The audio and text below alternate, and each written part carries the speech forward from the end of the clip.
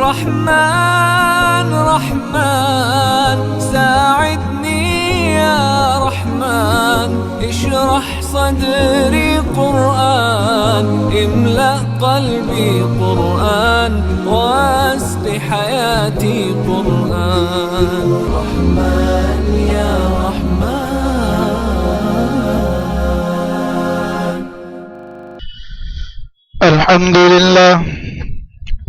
الحمد لله نحمده ونستعينه ونستغفره ونؤمن به ونتوكل عليه، ونعوذ بالله من شرور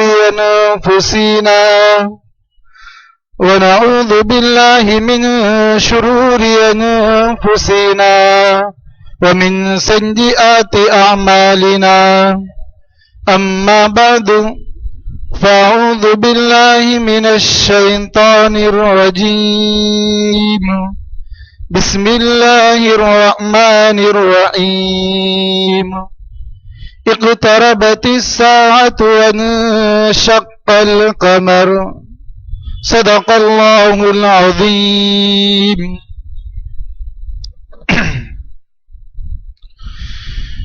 معزز سامعین کرام،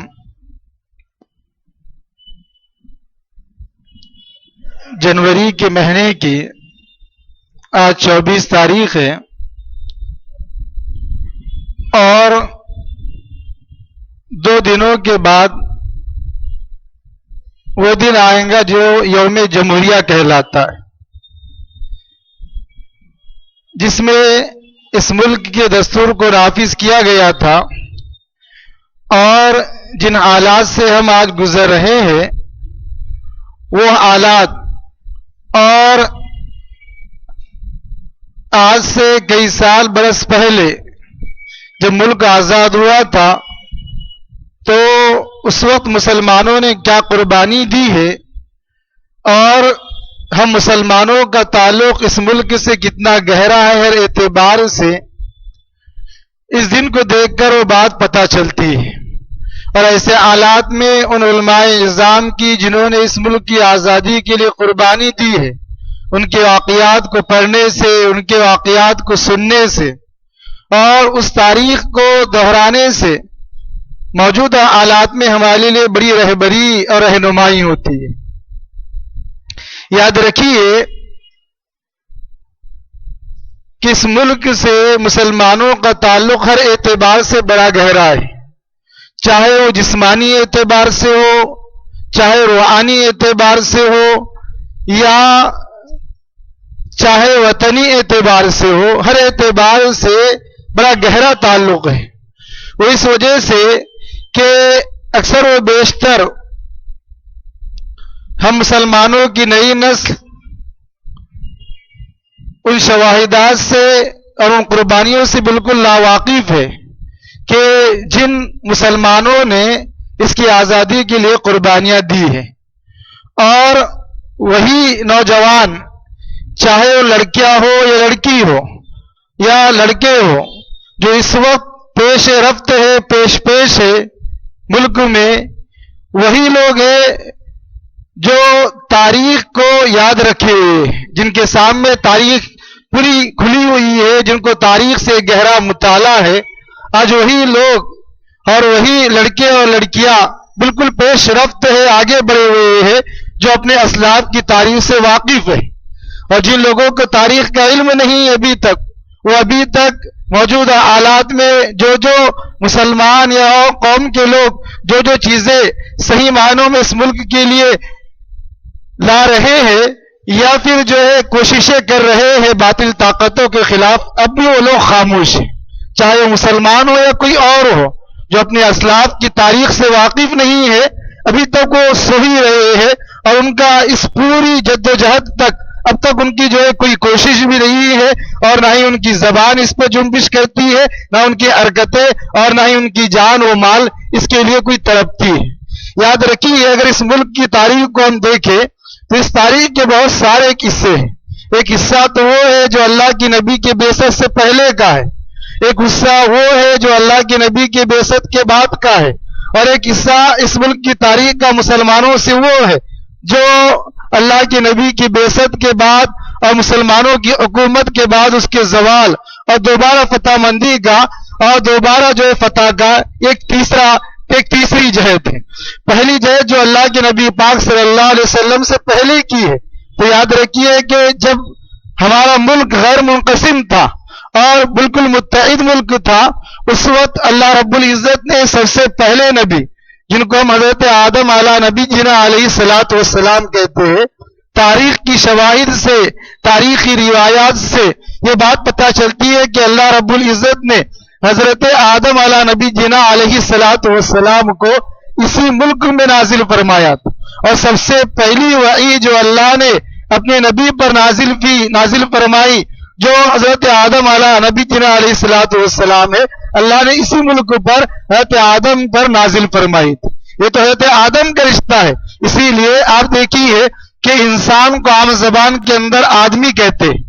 آدمی اس لیے کہتے ہیں کہ حضرت آدم علیہ نبی جنا علیہ السلام سے اس کا رشتہ ہے، حضرت آدم کی طرف اس کی نسبت ہوتی ہے. اس لیے چاہے مسلمان ہو چاہے غیر مسلم ہو، انسان کو کہتے ہیں کہ یہ آدمی ہے، یہ فلاں آدمی ہے، تو گویا یہ حضرت آدم کی اولاد ہے. چاہے وہ مسلمان ہو چاہے غیر مسلم ہو، ہر ایک یہ کہتا ہے کہ وہ فلاں آدمی ہے، فلاں آدمی ہے. تو اس کا مطلب یہ ہے کہ حضرت آدم کی اولاد کا ہے. وہ بظاہر تو اس بات کا اقرار کرتے ہیں کہ سب کی سب حضرت آدم کی اولاد ہے. تو گویا اس اعتبار سے مسلمانوں کا ایک گہرا تعلق. دوسری تاریخ اس ملک سے مسلمانوں کی وہ ہے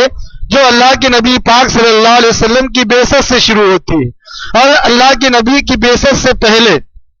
بھی پورے حجاز کے اندر اور مکۃ المکرمہ کے اندر یہ دستور تھا کہ وہ لوگ اپنی تجارتی قافلے لے کر نکلا کرتے تھے. مکہ ایک کمزوری حالت میں تھا اور مالی اعتبار سے بڑا کمزور تھا، لیکن ان کی تجارتی قافلے بڑے دور دراز روانہ ہوا کرتے تھے. تو ایسے ہی اللہ کے نبی کی بعثت سے پہلے بھی وہ قافلے روانہ ہوتے تھے، لیکن کیونکہ اللہ کے نبی جب تک مکہ کے اندر آپ کی بعثت نہیں ہوئی تھی، بہت کم لوگ ایسے تھے جو حضرت عیسیٰ علیہ السلام کے دین پر تھے. باقی لوگ بھی مکۃ المکرمہ کے اندر کفر و شرک کے اندر مبتلا تھے. خود خانہ کعبہ کے اندر 300 سے زائد بت رکھے ہوئے تھے. تو گویا ایک شرک کا ایک عام رواج تھا. چاہے لوگ سفر کرتے تھے مکۃ المکرمہ کے تجارت کے غرض سے، لیکن جس ملک میں بھی وہ جاتے تھے، بستے تھے، رہتے تھے، وہ شرک ہی پر رہا کرتے تھے. یہ اللہ کے نبی سے پہلے ہی لوگ آیا کرتے تھے. لیکن جب اللہ کے نبی پاک صلی اللہ علیہ وسلم کی بعثت ہوئی اور لوگ اسلام کے اندر جوک در جوک داخل ہونے لگے اور پیدر پر اسلام کے اندر آنے لگے، تو اس وقت بہت سے لوگ جو تجارتی غرض سے نکلا کرتے تھے، تو جہاں بھی وہ جاتے تھے وہ اپنی اسلامی شناخت کو باقی رکھتے تھے اور وہ دعوت اللہ یعنی اسلام کی دعوت دیا کرتے تھے. یہ دو چیزیں ان کے اندر اہم تھی. تو ایسے ہی قافلہ اس ملک میں آیا جو سراندیپ، مالدیپ، کالدیپ سے ہوتے ہوئے مالابار کے اندر داخل ہوا اور انہوں نے بھی لوگوں کو اسلام کی دعوت دی. عام طور پر جو لوگ ناول پڑھتے ہیں اسلامی، ان کا یہ ذہن ہوتا ہے کہ اسلام اس ملک میں سندھ کے علاقے سے آیا ہے. وہ اپنی سوچ بالکل غلط رکھتے ہیں. یاد رکھیے کہ اسلام اس ملک میں مالابار کے علاقے سے آیا ہے. سندھ کے علاقے میں تو اس وقت آیا جب محمد بن قاسم ثقفی رحمۃ اللہ علیہ سندھ کو فتح کیا اور انہوں نے وہاں پر اسلام کو نافذ کیا. لیکن اس سے کئی سال پہلے اللہ کے نبی کی بعثت سے ہی مالابار کے اندر اسلام آ چکا تھا. اسی لیے مالابار کا جو بادشاہ تھا جس کا نام سامری تھا، اور کئی تفاسیر کے اندر اس کا ذکر کیا گیا ہے، جب کفار مکہ نے اللہ کے نبی سے مطالبہ کیا کہ یہ چاند جو آپ کو نظر آ رہا ہے، آپ اپنی انگلی سے اس کے 2 ٹکڑے کر کے بتا دیجئے، ہم آپ کے ہاتھ پر اسلام کو قبول کر لیں گے. اللہ کے نبی نے فرمایا کہ اگر ایسی بات ہے تو تم فلاں وقت میں آ جاؤ، جب چاند بالکل روشن ہو، چمکدار ہو، 14ویں رات کا چاند ہو، بالکل تم کو بآسانی نظر آ رہا ہو، ایسے وقت میں تم آ جاؤ، میں اپنے ہاتھ کی انگلی سے چاند کے 2 ٹکڑے کر دوں گا. اللہ کے نبی کی یہ بات پر تمام کفار مکہ جمع ہوئے اور جمع ہونے کے بعد اللہ کے نبی پاک صلی اللہ علیہ وسلم نے اپنی شہادت کی انگلی سے چاند کی طرف اشارہ کیا اور چاند بالکل 2 ٹکڑے ہوا اور ایک ٹکڑا چاند کا مشرق میں چلا گیا اور ایک مغرب میں چلا گیا. کئی وقت تک چاند اسی حیت میں باقی رہا، یعنی 14ویں رات کا چاند تھا، اللہ کے نبی کے شہادت کی انگلی سے دو ٹکڑے ہوئے اور ایک مشرق میں چلا گیا اور ایک مغرب میں چلا گیا، جس کا ذکر 27ویں پارے میں اللہ رب العزت نے فرمایا کہ اقتربت الساعۃ وانشق القمر، وانشق القمر، قمر کہتے ہیں 14ویں رات کے چاند کو، کہ جب اللہ کے نبی نے چاند کی طرف اشارہ کیا اور اس کے دو ٹکڑے ہو گئے، اور اس کی تفسیر بھی بڑی لمبی چوڑی ہے، البتہ جب چاند کے دو ٹکڑے ہوئے تو اس وقت پوری دنیا کے اندر وہ معجزہ دکھایا گیا۔ ایسا نہیں کہ جو لوگ مکۃ المکرمہ میں تھے وہی لوگوں نے چاند کے دو ٹکڑے ہوتے ہوئے دیکھے، بلکہ پورے آسمان کے اوپر ایک ہی چاند رہتا ہے اور ایک ہی سورج رہتا ہے۔ جب اللہ کے نبی نے چاند کے دو ٹکڑے کیے، ایک مشرق میں گیا اور ایک مغرب میں ہو گیا، تو روئے زمین کے بسنے والے ہر فرد نے، ہر انسان نے اس معجزے کو دیکھا، چاہے وہ ہندوستان میں رہتا ہو، چاہے کسی اور ملک میں رہتا ہو۔ اللہ کے نبی نے اشارہ مکۃ المکرمہ میں کیا، چاند کے دو ٹکڑے ہوئے، لیکن روئے زمین کے بسنے والے ہر انسان نے ان دو ٹکڑوں کو دیکھا، اور دیکھنے کے بعد اس وقت بہت سے بادشاہ جو ہندوستان کے اندر تھے، جو ابھی ایمان نہیں لائے تھے، جیسے تاریخ فرشتہ کے اندر بہت سے ایسے واقعات لکھے شق القمر کے، کہ جیسے بھوپال کے بادشاہ نے دیکھا کہ چاند کے دو ٹکڑے ہوئے، اس نے سمجھا کہ کوئی عظیم واقعہ پیش آنے والا ہے، ہو سکتا ہے کہ پوری قیامت برپا ہو جائے، یہ دنیا تہس و نہس ہو جائے، لیکن اس کو بتایا گیا کہ ملک حجاز کے اندر، مکۃ المکرمہ کے اندر ایک ایسی شخصیت ظہور پذیر ہوئی ہے جن کا نام محمد صلی اللہ علیہ وسلم ہے، وہ ایک اللہ کی ایمان کی دعوت دیتے ہیں اور وہ ان اخلاق سے مزین ہے۔ جب انہوں نے یہ بات سنی، اس بادشاہ نے اس سے بہت سارے تحفے اللہ کے نبی پاک صلی اللہ علیہ وسلم کی خدمت میں بھیجے۔ اس میں تاریخ کے اندر لکھا ہے کہ اس نے اللہ کے نبی کے لیے تحفے بھیجے، اس میں ایک چیز پان بھی تھی اور پیجامہ بھی تھا۔ اللہ کے نبی نے کچھ ہدیوں کو قبول کرا اور کچھ کو واپس کر دیا۔ اللہ کے نبی نے پان کو قبول کیا، بہت سارے ہدیوں کو واپس کر دیا، یہ تاریخی روایت سے پتہ چلتا ہے۔ تو اس وقت سامری بادشاہ جو مالابار کا تھا، جہاں اسلام آ چکا تھا، مساجد آباد ہو چکے تھے، اس نے بھی یہ واقعے کو دیکھا، اور دیکھنے کے بعد جب معلوم کیا جو لوگ حجاز سے آ رہے تھے مکۃ المکرمہ سے، اس سے معلوم کیا تو انہوں نے اللہ کے نبی کا تعارف کرایا۔ اس بادشاہ نے کہا کہ میں وہاں حجاز جاؤں گا اور اللہ کے نبی سے ملوں گا اور ان کے ہاتھ میں اسلام کو قبول کروں گا اور دوبارہ اپنے ملک میں واپس آؤں گا اور اپنی پوری رعایا کو اسلام کی دعوت دوں گا اور انہیں کلمہ پڑھاؤں گا۔ اس نیت سے وہ مالابار سے اللہ کے نبی کی خدمت میں نکلا تاکہ اللہ کے نبی کے ہاتھ میں اسلام کو قبول کرے، لیکن راستے ہی میں اس کا انتقال ہو گیا، اور انتقال سے پہلے اس نے یہ وصیت کی کہ اب تم لوگ واپس اپنے ملک جاؤ اور وہاں جا کر میرا یہ فرمان دو کہ جو لوگ ملک حجاز سے آئے ہوئے ہیں وہ ان کا ادب کرے، ان کا احترام کرے، وہ جو تعلیمات دے ان کو قبول کرے، اور جو بادشاہ میں نے مامور کیا ہے اس کو یہ پیغام دے کہ ان لوگوں کے ہاتھ پر اسلام کو قبول کر لے اور وہ اسلام کے اندر داخل ہو جائے اور اپنی رعایا کو بھی اسلام میں داخل کرا دے۔ تو فرمایا کہ اس کا یہ پیغام لوگ واپس لے کر آئے، اور اس کے بعد وہاں سے اسلام پھیلتا گیا پورے ملک میں پھیلا۔ یہ اللہ کے نبی کی بعثت کی بات ہے۔ جب اللہ کے نبی سروئے زمین پر موجود تھے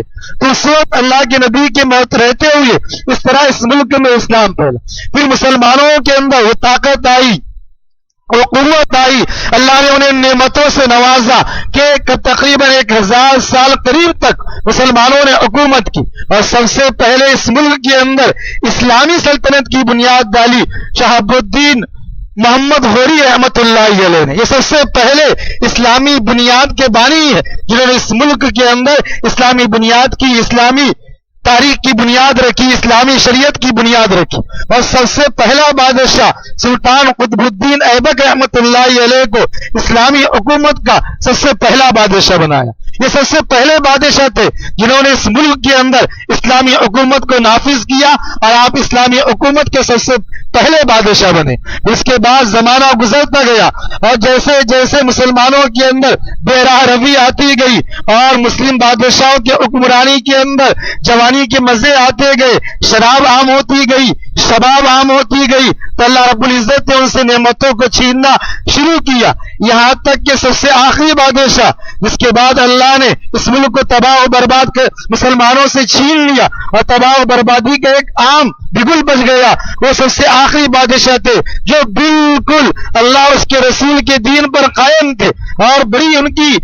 اعلیٰ خدمات اس ملک کے لیے ہوئی ہے، جن کا نام حضرت اورنگزیب عالمگیر رحمۃ اللہ علیہ۔ یہ سب سے آخری بادشاہ مغل سلطنت کے ایک بالکل آخری بادشاہ تھے جنہوں نے اس ملک کو سنبھالا، اور ایسی سلطنت کی کہ خود حکومت کے عہدے پر بیٹھے لیکن کبھی حکومت سے وظیفہ نہیں لیا۔ آپ ٹوپیوں کو سیتے تھے، اپنے گھر کا خرچہ سنبھالتے تھے، اور حکومت کے عہدے پر بیٹھتے ہوئے آپ نے قرآن کریم کو حفظ کیا، اور پھر جب دیکھا کہ لوگ مسائل سے بڑے الجھے ہوئے ہیں اور کوئی ایسی کتاب مرتب نہیں ہے کہ لوگ اس کو دیکھ کر مسائل نکالا کرے، اس کو بتایا کرے، اور تو بالکل 1000 علماء کو جمع کیا اور مسلسل 1 سال تک ان کو محنت کرنے لگایا، اور وہ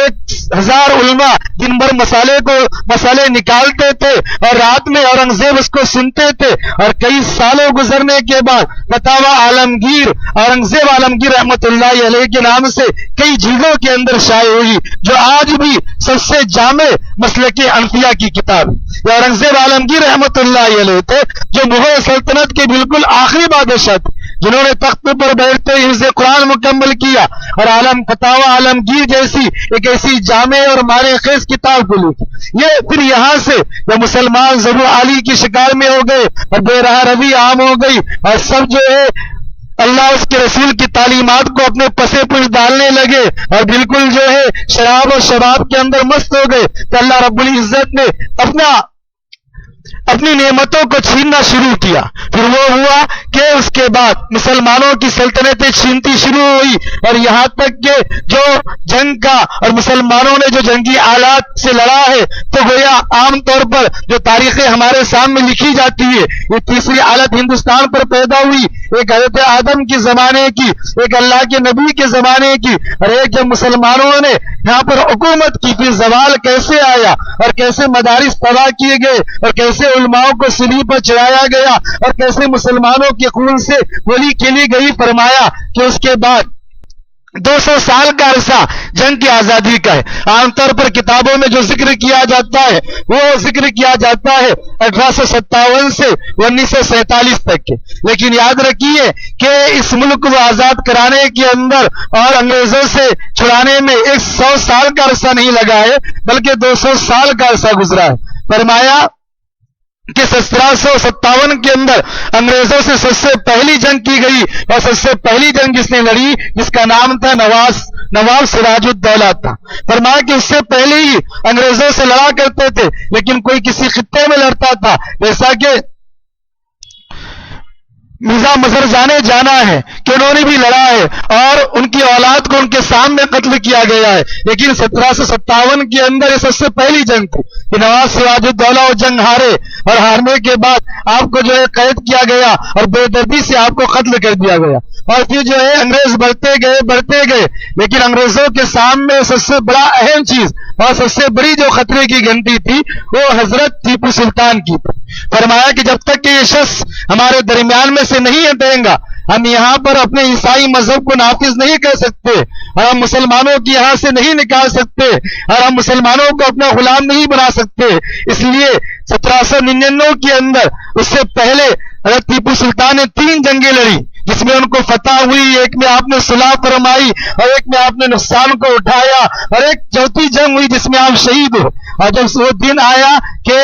آپ 4 مئی کے دن 1799 میں صبح آپ نے فجر کی نماز پڑھائی، اور نماز پڑھانے کے بعد آپ بیٹھے ہوئے تھے کہ آپ کے پاس امیر حبیب اللہ جو آپ کے مشیر تھے، جو آپ کے بڑے اچھے مشورے دیا کرتے تھے، جو آپ کے والد کے جگہ آپ کے سرپرست تھے، انہوں نے آپ کو مشورہ دیا کہ ابھی ہم کم طاقت و ہمت میں ہیں، اور انگریز کے ساتھ ہمارے مسلمان بھی لوگ ملے ہوئے ہیں جو ہماری فوج میں رہتے ہیں، لیکن وہ انگریزوں کی گاتے ہیں، آپ اس وقت جنگ کا اعلان نہ کریں۔ ٹیپو سلطان نے نہیں مانی، اس کے کہا کہ آج ہم جنگ لڑیں گے اور یہی جو ہوگا وہ اللہ رب العزت کے حوالے کر دیں گے، اور یہی ہوا۔ حضرت ٹیپو سلطان نکلے اور میر صادق نے غداری کی، اور مسلمان بالکل جو ہے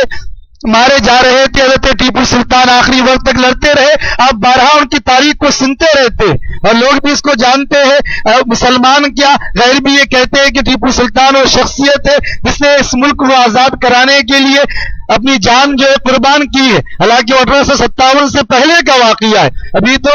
1800 صدی شروع بھی نہیں ہوئی تھی اور اس کی 1700 صدی کا آخری سال تھا، 18ویں صدی کا آخری سال تھا، آپ نے وہ قربانی دی۔ 1799 میں آپ شہید ہوئے اور آپ نے کہا کہ میں لڑوں گا اور آپ لڑتے رہے یہاں تک کہ عصر کی نماز ہوئی۔ عصر کی نماز کے وقت آپ بالکل زخموں سے نبال ہو گئے اور بالکل پیدل آپ انگریزوں پر حملہ کرنے لگے اور ایک بندوق کی گولی آپ کے سیر میں داخل ہوئی، آپ وہیں گرے، تھوڑی دیر تڑپتے رہے اور اس کی جان آپ کی فدا ہونے لگی۔ اس سے پہلے آپ کا ایک بہت بڑا مشیر ہمدرد تھا جو نو مسلم تھا اور وہ آپ کو مشورہ دینے لگا کہ آپ واپس آ جائیے یا انگریزوں کو اپنے حوالے کر دیجئے، آپ کے رتبے کو، آپ کی طاقت کو دیکھتے ہوئے یہ لوگ آپ کو چھوڑ دیں گے، آپ کے ساتھ نرمی کا معاملہ کریں گے۔ تو خازن جب یہ جواب آپ نے راجہ خان سے سنا جو بڑا آپ کا مشیر تھا تو آپ نے وہ جملہ کہا جس کو تاریخ دہلاتی ہے کہ شیر کی ایک دن کی زندگی گیدڑ کی 100 سال کی زندگی سے بہتر ہے۔ اس وقت آپ نے جملہ اس کو کہا، اس کے بعد آپ شہید ہو گئے اور آپ کی قبر، آپ کی لاش کے پاس حارس نے کھڑے ہو کر یہ اعلان کیا تھا کہ آج سے ہندوستان ہمارا ہے۔ گویا یہاں سے گویا یہ زندگی پہلی صدی کی اور یہ 100 سال کی لڑائی ہے۔ اس کے بعد جب دیکھا کہ انگریز دلی کے اندر آ گئے اور دلی کے اندر اس وقت صرف مسلمانوں کے 1000 مدارس تھے، آج بھی مدارس ہے لیکن اس سے کئی زیادہ بڑی تعداد اس وقت تھی جب 18ویں صدی شروع ہوئی اور جب حضرت ٹیپو سلطان شہید ہوئے تو اس کے بعد اس سے بڑی تعداد اس وقت دلی کے اندر مدارس کی تھی۔ اس وقت شاہ ولی اللہ کے بیٹے شاہ عبد العزیز محدث دہلوی رحمت اللہ علیہ پوری دہلی کے اندر اسلامی حکومت کے نفاذ کو سنبھالے ہوئے تھے، لیکن انگریزوں نے وہاں بھی حملہ کیا اور کئی مدارس کو طے کیا۔ اس وقت 3 سال گزرنے کے بعد سن 1803 کے اندر شاہ عبد العزیز محدث دہلوی رحمت اللہ علیہ نے جہاد کا فتویٰ دیا اور جیسی آپ نے جہاد کا فتویٰ دیا پورے ہندوستان سے مسلمان جوخ در جوخ جمع ہوئے اور انگریزوں کے خلاف کھڑے ہوئے۔ آپ 10 سال تک ان سے جنگ کرتے رہے، اس میں شاہ اسماعیل شہید رحمت اللہ علیہ شہید ہوئے، سید احمد شہید رحمت اللہ علیہ شہید ہوئے اور یہاں تک کہ شاہ عبد العزیز بھی شہید ہو گئے۔ اور جو مسلمان بقیہ بچے ہوئے تھے وہ اپنی ایمان کی حفاظت میں کہیں چھوٹ گئے یا انہوں نے مکہ المکرمہ کی طرف ہجرت کر لی یا مدینہ المنورہ کی طرف ہجرت کر لی، لیکن مسلمان کمزور ہو گئے۔ 813 کے اندر یہ جہاد والی تحریک دب گئی اور اس کے بعد مسلمان ایسی زندگی بسر کرنے لگے، لیکن اس کے باوجود کچھ ایسے علماء کرام تھے جن میں مولانا امداد اللہ مہاجر مکی رحمت اللہ علیہ، مولانا رشید احمد گنگوئی رحمت اللہ علیہ، مولانا قاسم نانوتوی رحمت اللہ علیہ، مولانا حافظ زامی شہید رحمت اللہ علیہ، یہ 4 ایسی شخصیت تھی جنہوں نے مسلمانوں کو تھامے رکھا۔ ان کے ایمان کو بھی ایک طرف تو عیسائی مسلمانوں پر حملہ کرتے، دوسری طرف ان سے ایمان کو سلب کرتے، ان کی یہ تمنا ہوتی، ان کی یہ خواہش ہوتی کہ کسی طرح ان کے اندر سے ایمان نکل جائے، وہ عیسائی مذہب کو قبول کر لے، لیکن مسلمان ٹس سے مس نہیں ہوتے۔ بالآخر انہوں نے بہت سارے ایسے عیسائیوں کو بلایا جو بڑے ذہین تھے، جو بڑے فتین تھے، جن کی ذہانت کی مثال دی جاتی تھی، ایسی عیسائیوں کو ہندوستان میں جمع کیا اور جمع کرنے کے بعد ان سے مشورہ کیا کہ کس طرح سے ہم ان مسلمانوں کے درمیان عیسائی مذہب کو رائج کر دے، ان کے درمیان سے اسلام کو سلب کر دے۔ اس وقت کے جتنے مورخین عیسائی جمع ہوئے تھے جو بڑے ذہین کہلاتے تھے، جو بڑے فتین کہلاتے تھے، انہوں نے ان کو 3 رائے پیش کی کہ جب تک تم 3 چیزوں کا ان کے درمیان میں وہ کام نہیں کریں گے تم ان کے درمیان سے ایمان کو سلب نہیں کر سکتے ہو۔ فرمایا کہ ان میں پہلی چیز یہ ہے جب تک کہ تم ان کے درمیان سے قرآن کریم کو ختم نہیں کرو گے تب تک کہ ان کے درمیان سے تم اسلام کو سلب نہیں کر سکتے۔ دوسری چیز فرمایا کہ جب تک تم ان کے علماء کو ختم نہیں کریں گے تب تک ان کے درمیان میں تم کفر کو جو ہے نہیں لا سکتے ہو۔ اور تیسری چیز فرمائی کہ جب تک تم ان کے اندر کفر کو مبتلا نہیں کر دیں گے اور ان کے درمیان کفر کو رائج نہیں کر دیں گے اور ان سے قرآن کی تعلیمات کو نہیں نکال لیں گے اور ان کو عیسائی چال و ڈھنگ میں جب تک تم ان کو رنگ نہیں دیں گے تب تک ان کے درمیان سے تم ایمان کی قوت کو نہیں نکال سکتے. یہ تین چیزوں کا اس وقت کے بڑے مورخین نے دیا. اس کے بعد انگریزوں نے ظلم شروع کیا اور کئی قرآن کریم کے نسخے جلا دیے. آج تو آسان ہے کہ پریس چھپی ہوئی ہے, منٹوں کے اندر قرآن چھپ جایا کرتی ہے, لیکن وہ وقت بڑا مشکل وقت تھا. لوگ سالوں میں ایک قرآن کریم کو لکھا کرتے تھے, ایک ایک صفحے کی تلاوت آج کیا کرتے تھے, اس کو لکھا کرتے تھے. کئی سالوں میں جا کے ان کی قرآن لکھنا مکمل ہوا کرتی تھی. کئی کاتب مہینے گزار دیتے تھے جب کہیں جا کر ایک نسخہ قرآن کریم کا تیار ہوتا ہے. آج تو ایک گھنٹے کے اندر کئی قرآن چھپ جاتے ہیں, لیکن وہ دور عظیم تھا. اور پھر فرمایا کہ کئی قرآن نسخے انہوں نے جلائے, اور جلانے کے بعد ایک انگریز حضرت مولانا قاسم نانوتوی رحمت اللہ علیہ کے پاس آیا اور آ کر اس نے عرض کیا کہ دیکھو ہم نے تمہارے کئی لاکھ نسخے قرآن کریم کے جلا دیے, انہیں سمندروں میں پھینک دیے,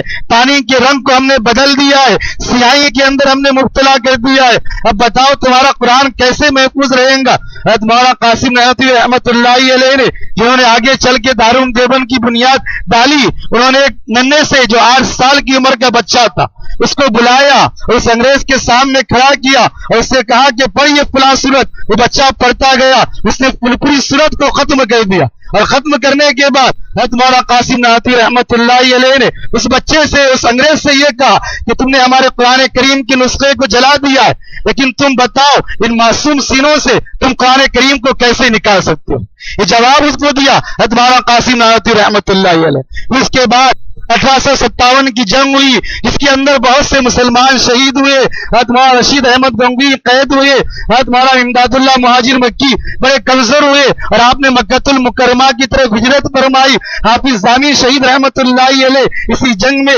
شاملی کے میدان میں شہید ہوئے, اور اللہ نے آپ کو کرامت دی تھی, وہ طاقت دی تھی. حافظ ضامی شہید رحمت اللہ علیہ کو جب 1857 کی جنگ ہو رہی تھی کہ ایک گولی آتی آپ کے سینے کو لگتی اور آپ کو یوں محسوس ہوتا جیسے کسی نے کوئی کنکر پھینک کر مارا ہو. یہ آپ کی حالت و کیفیت تھی. حافظ ضامی شہید اسی طرح کئی دن تک لڑتے رہے. ایک رات اللہ کے سامنے روئے اور فرمایا کہ اللہ میں آپ سے کرامت کو نہیں چاہتا ہوں کہ لوگ میری کرامت کو دیکھے کہ ضامین شہید کو, کہ ضامین کو, حافظ ضامین کو گولی آ کر لگتی ہے لیکن بالکل ایک کنکرے کی طرح ہو جاتی ہے. میں آپ سے کرامت کو نہیں چاہتا ہوں بلکہ میں آپ سے شہادت کو مانگتا ہوں کہ کل میں جاؤں تو آپ مجھے شہادت کو نصیب فرما دے. یہ دعا آپ نے کی اور اگلے روز آپ گئے اور جانے کے بعد آپ کو کفار کی گولیاں لگی اور آپ شہید ہو گئے. شہید ہونے کے بعد زمانہ گزرتا گیا کہ لوگ آج بھی آپ کی قبر کی زیارت کرتے ہیں, لوگ آپ کی قبروں پر جاتے ہیں. اب حکیم الامت اشرف علی صاحب تھانوی رحمت اللہ علیہ کی قبر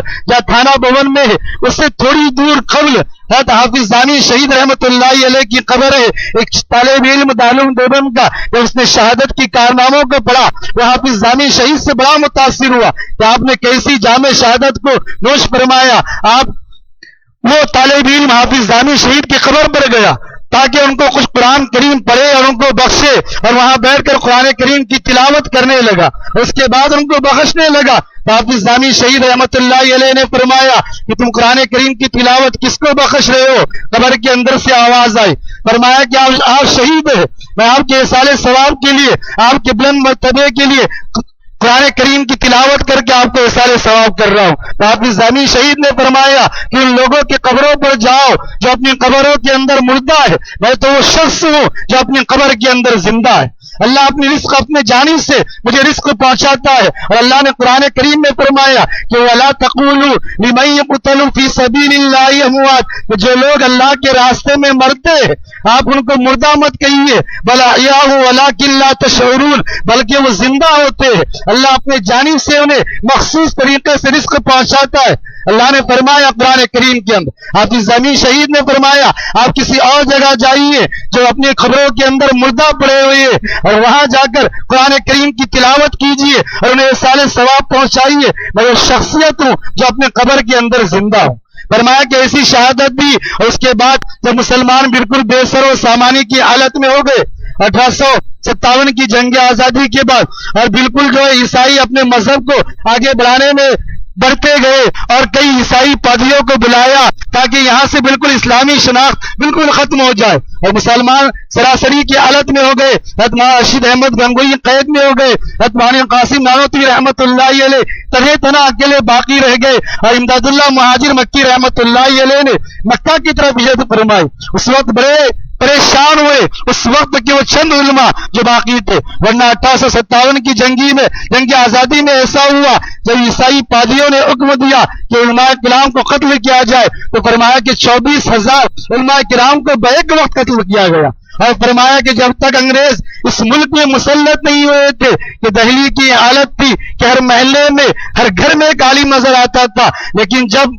علماء پر عذاب ٹوٹا اور اس طرح شہید ان کو کیا گیا تو اس وقت یہ حالت و مثال ہوئی. تاریخ کے اندر لکھا ہوا ہے کہ کوئی ایک انسان دور دراز سے 1000 کلومیٹر کا سفر طے کر کے دلی آتا تاکہ وراثت کا ایک مسئلہ معلوم کر سکے، پھر دلی گھومتا لیکن اسے وراثت کا مسئلہ بتانے والا کوئی عالم دین نہیں ملتا. یہ حالت و کیفیت ہو چکی تھی. حضرت مولانا قاسم نانوتوی کو بڑی فکر لاحق ہوئی اور آپ نے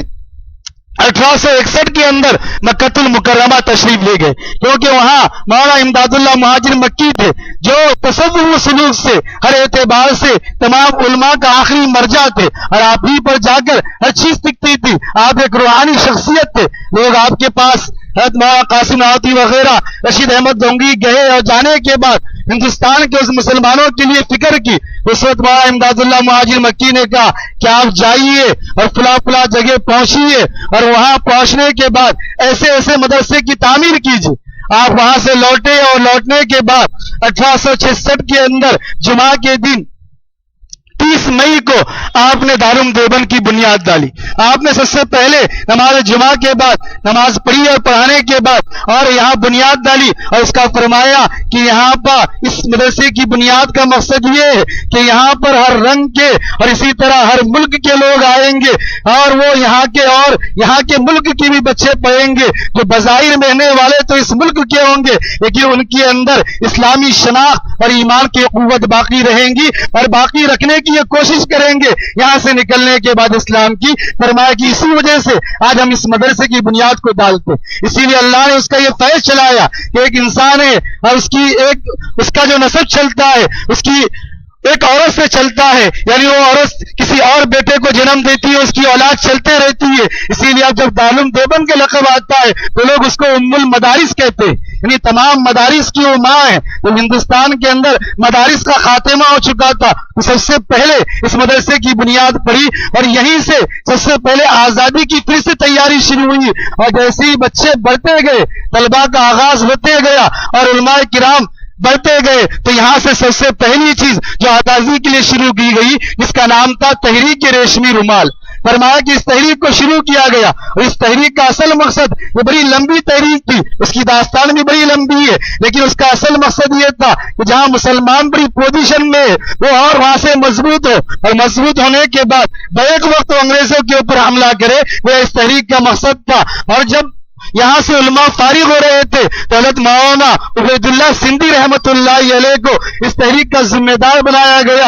اور حضرت مولانا محمود الحسن دیوبندی رحمۃ اللہ علیہ نے جب یہ فارغ ہوئے تو گویا یہ عبید اللہ سندھی رحمۃ اللہ علیہ کی یہ کیفیت تھی، یہ حالت تھی کہ ابھی آپ کے داڑھی کے چند بال نکلے ہوئے تھے اور ابھی آپ جوانی کی دہلیز پہ قدم رکھے تھے. ان کے ہاتھ میں تحریک دی اور تحریک دینے کے بعد کہا کہ آپ افغانستان جائیے، وہاں اس تحریک کو چلائیے اور مسلمانوں کو بالکل اب ایک مضبوط پوزیشن میں لائیے اور اس کے بعد ہم آپ کو بلائیں گے. کسی طرح یہ تحریک ناکام ہوئی لیکن لکھا ہے تاریخ کے اندر مولانا عبید اللہ سندھی رحمۃ اللہ علیہ جب اس تحریک کی ریشمی رومال کو نکل کر جا رہے تھے اس وقت آپ کے داڑھی کے بال نکل رہے تھے اور جب آپ واپس آئے اس ملک کے اندر افغانستان سے تو آپ کے داڑھی کے بال سفید ہو چکے تھے. فرمایا کہ اتنی عظیم قربانی اس ملک کے لیے علماء کرام نے دی ہے، فرمایا اور مسلمانوں نے دی ہے. فرمایا کہ جب جا رہے تھے تو داڑھی کے بال نکل رہے تھے اور جب واپس آئے تو داڑھی کے بال سفید ہو چکے تھے. گویا اتنا پورا عرصہ چاہے وہ جوانی کا ہو، ادھیر عمر کا ہو یا بڑھاپے کا ہو، آپ نے اسی طرح دیا اور پھر اس کے لیے گویا تیار کرتے رہے اور بالکل اس کے بعد بھی علماء کرام کو اسی نہج کے اندر، اسی تاریخ کے اندر وہ تحریک ریشم المال کے تحت علماء کرام کی تربیت کرتے گئے اور عوام کو اس کے لیے تیار کرتے گئے. اسی لیے وہ موسم آیا اور وقت آیا کہ 1947 میں پھر جنگ عظیم ہوئی اور مسلمان کا اور یہ وطن آزاد ہوا. لیکن اس سب کے پیچھے مسلمانوں کی قربانی ہے. اسی لیے حسین احمد مندی رحمت اللہ علیہ نے اپنی سیرت کے اندر اور اپنی ملفوظات کے اندر یہ بات تحریر فرمائی ہے کہ مسلمانوں کا تعلق اس ملک سے ہر اعتبار سے ہو، چاہے جسمانی اعتبار سے ہو چاہے روحانی اعتبار سے ہو. جسمانی اعتبار سے انہوں نے یہ دلیل دی کہ یاد رکھیے کہ جتنے مسلمان بھی یہاں پیدا ہوتے ہیں، پیدا ہونے کے بعد جتنے بھی لوگ یہاں مرتے ہیں تو گویا مسلمانوں کا یہ شعار ہے کہ اپنے مردوں کو زندہ دفن کرتے ہیں. اس کے علاوہ پارسی لوگ اپنے مردے کو جانوروں کے حوالے کر دیتے ہیں اور غیر لوگ اپنے مردے کو جلا دیتے ہیں. لیکن مسلمان ایک واحد قوم ہے جو اپنے مردوں کو دفن کرتی ہے. اور پھر فرمایا کہ اللہ کے نبی کی حدیث مبارکہ ہے کہ انسان جہاں دفن ہوا ہے کل قیامت کے دن اللہ رب العزت اسی قبر سے اس کو اٹھائیں گا. اللہ رب العزت اس کے جسم کو یکجا کریں گا اور اسی قبر سے اٹھائیں گا. تو پھر گویا بحیثیت جسمانی اور بحیثیت سکونت کے اعتبار سے مسلمانوں کا اس ملک سے گہرا تعلق، اور فرمایا کہ روحانی اعتبار سے بھی گہرا تعلق ہے کہ اللہ تعالیٰ نے حضرت آدم کو یہاں بھیجا. حضرت آدم کے بعد اللہ کا یہ تعلق، اللہ کا یہ دستور تھا کہ اللہ جب کسی نبی کو بھیجتا تو اس کے بعد اس کے جانشین اللہ فرماتا، اور اگر وہ چلے جاتے تو اللہ دوسرے انبیاء کو بھیجتا. اسی طرح تاریخ کے اندر بہت سی ایسی تاریخیں لکھی ہوئی ہے جس کے اندر بظاہر کشف یہ بتایا گیا ہے کہ کئی ایسے انبیاء ہیں جو ہندوستان کے اندر آئے اور انہوں نے دین اسلام کی دعوت دی. آج بھی آپ سرہند جائیے، سرہند سے 12 کلومیٹر براز جائیے اور وہاں جا کے دیکھیے آج بھی آپ کو 12 انبیاء علیہ الصلوۃ والسلام کی قبریں نظر آئیں گی کہ وہاں ان کی قبریں موجود ہیں. یعنی اس ملک کا روحانی اعتبار سے جسمانی اعتبار سے بھی ہم مسلمانوں کا ایک گہرا تعلق ہے. اور یاد رکھیے کہ جو شخص بھی اپنے اسلاف کی جتنی قربانیوں کو یاد رکھیں گا، جتنا اس کو ذہن نشین رکھیں گا، جتنا ان کو پڑھتے رہیں گا، جتنا ان کو سامنے رکھیں گا، وہ ان حالات کے اندر اتنا ہی زیادہ ایمانی اعتبار سے بھی مضبوط رہیں گا اور مقابلے کی اعتبار سے بھی مضبوط رہیں گا. اور دوسری چیز اکثر مسلمانوں کے سامنے یہ موجودہ حالات میں آتی ہے کہ دیکھو مسلمان ایسے ہیں کہ جب ان کے اوپر ان کی شریعت کا معاملہ آیا تھا اس طرح وہ جو ہے ان پر نہیں آئے تھے. جیسے طلاق کا مسئلہ ہو، بابری مسجد کا مسئلہ ہو یا کسی اور کا مسئلہ ہو، جب اتنے ہمدردی سے نہیں آئے. اب ان کے جان کا مسئلہ آیا ہے اس لیے اب آئے ہیں. بہت سے مسلمان بھی یہ کہتے ہیں اور بہت سے غیر مذہب کے لوگوں کے ویڈیو بھی آپ یہ سن رہے ہیں. یاد رکھیے کہ ابھی بھی اگر مسلمان یہاں آئے ہیں تو گویا اپنی جان کی حفاظت کے لیے نہیں آئے ہیں، بلکہ آج بھی گویا وہ ایمان ہی کی حفاظت کے لیے آئے ہیں. کیونکہ انہیں معلوم ہے اگر ہم یہاں قربانی دیں گے تو ہماری نسل یہاں پر سر اٹھا کر جیئیں گی، اور اگر ہم آج دب جائیں گے تو ہماری نسل یہاں سر جھکا کے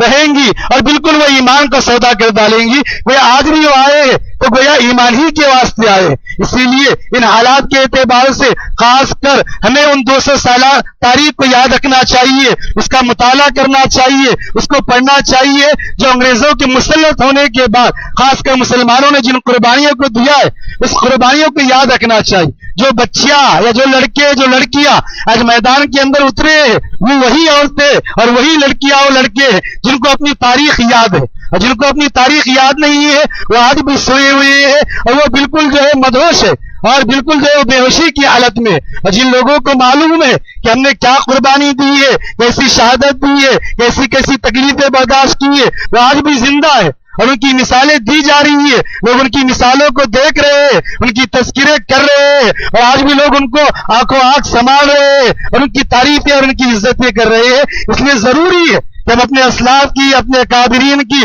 تاریخ کو بدلے اور بالکل ہم اپنے جان سے، اپنے مال سے، اپنے اولاد کے ڈر سے بے خوف ہو کر زندگی گزارے. اور یاد رکھیے کہ ایک بات ذہن میں رکھے، اس طرح مقابلے کے اندر آئے کہ اگر جیت گئے، اگر ملک آزاد ہو گیا تو وطن مبارک، اور اگر مر گئے تو شہادت مبارک یعنی کفن مبارک. یہ دو چیزیں ذہن میں رکھ کر ہم اپنے وقت کی حالات کی زندگی گزار رہے. اس لیے اللہ کے نبی نے فرمایا کہ میری آخری حال میں میری امت اس لیے بزدل ہو جائیں گی کہ ان کے دل کے اندر دنیا کی محبت پیدا ہو جائیں گی اور موت سے بزدلی اور ڈرنے لگیں گے. جب انسان کے اندر سے دو چیز نکل جائیں گی وہ شہادت کی دعا مانگے گا. اور جن جن انسانوں کے اندر یہ دو چیزیں رہتی ہے وہ کبھی اللہ کے سامنے شہادت کی دعا نہیں مانگتے. شہادت کی دعا وہ لوگ مانگتے ہیں جن کے دل کے اندر یہ دو چیزیں نہیں ہوتی ہے، یعنی دنیا سے محبت نہیں ہوتی ہے اور موت کا ڈر نہیں ہوتا ہے. وہ لوگ یہ دعا مانگتے ہیں. اللہ رب العزت سے دعا ہے کہ اللہ رب العزت پہلے تو ہم سب کو جو اس امتحان سے نہ گزارے،